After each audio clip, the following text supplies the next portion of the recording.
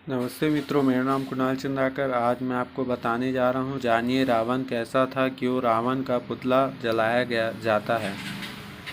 तो आजकल आप लोग जान रहे हैं, समाचार पत्रों में मालूम चला, जहां देश में सभी स्थानों पर दशहरे को रावण का दहन किया जाएगा, वहीं कुछ अपने आप को मूल निवासी कहने वाले लोग यह कहते दिखाई दिए कि रावण का पुतला दहन नहीं होना चाहिए, क्योंकि रावण उनके पूर्वज थे, रावण अच्छे थे। मतलब लोग ऐसा बोल बोल के ये नहीं करते, जबकि ये बहुत ही पुरानी परंपरा है।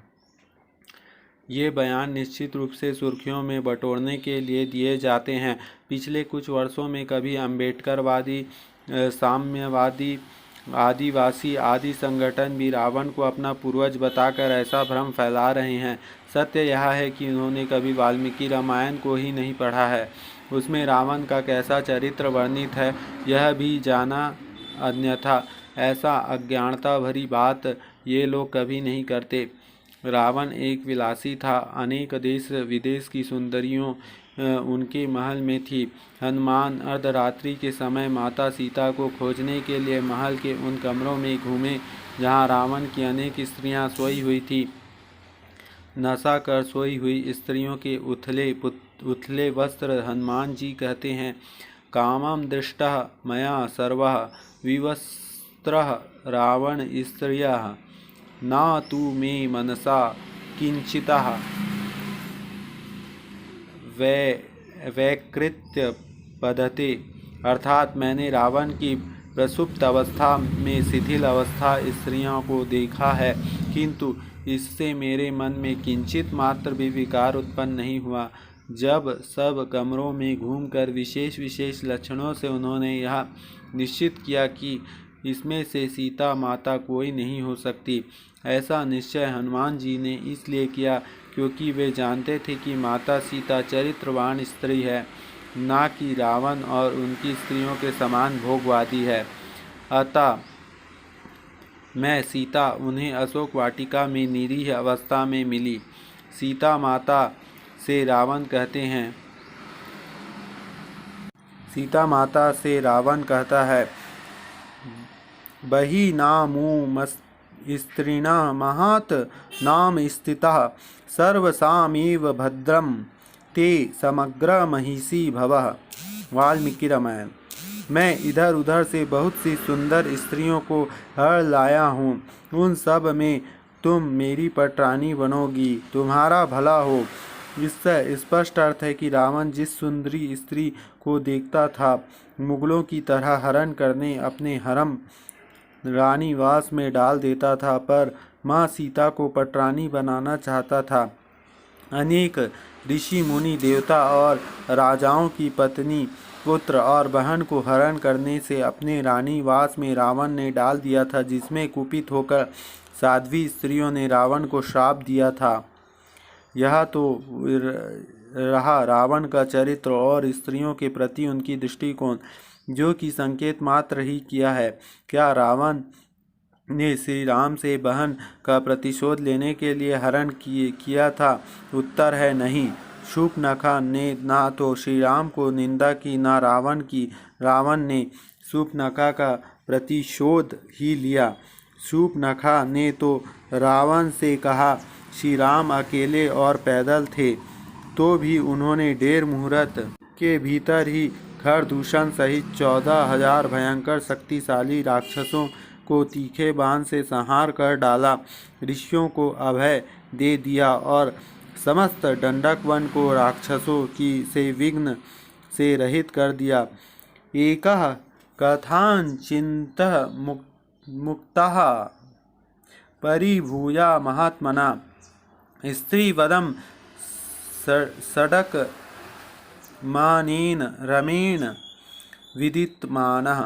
आत्मज्ञानी महात्मा श्री राम ने स्त्री का वध हो जाने के भय से एकमात्र मुझे किसी तरह केवल अपमानित करके ही छोड़ दिया। शूर्पणखा के वचन से दो बात सिद्ध है। पहले, वह रावण से स्पष्ट कह रही है उसका अपराध वध के योग्य था। दूसरी, वह आत्मज्ञानी महात्मा कहकर श्री राम की प्रशंसा भी कर रही है और वह राम ने उसे कोई दंड नहीं दिया, उदारता दिखाते हुए केवल अपमानित करके ही छोड़ दिया। इसलिए बहन का बदला लिया रावण ने। तो किस बात का बदला लिया? जब श्री राम ने शूर्पणखा का कोई अपराध नहीं किया।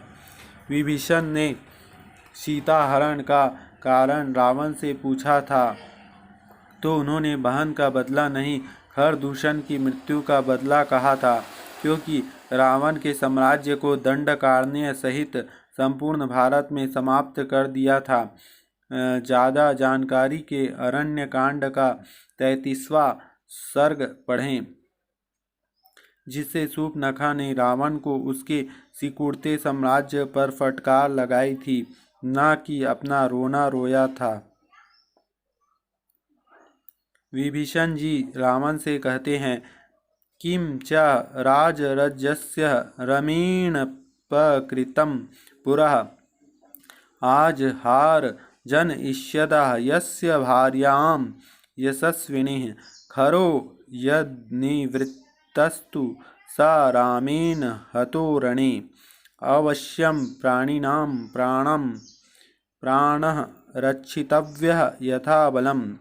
श्री रामचंद्र ने पहले राक्षस राज रावण का कौन सा अपराध किया था जिससे उन यशस्वी महात्मा श्री राम को पत्नी को जन स्थान से हर लाए? यदि कहे कि उन्होंने खर को मारा था तो यह ठीक नहीं है, क्योंकि खर अत्याचारी था। उसने स्वयं ही उन्हें मार डालने के लिए उन पर आक्रमण किया था।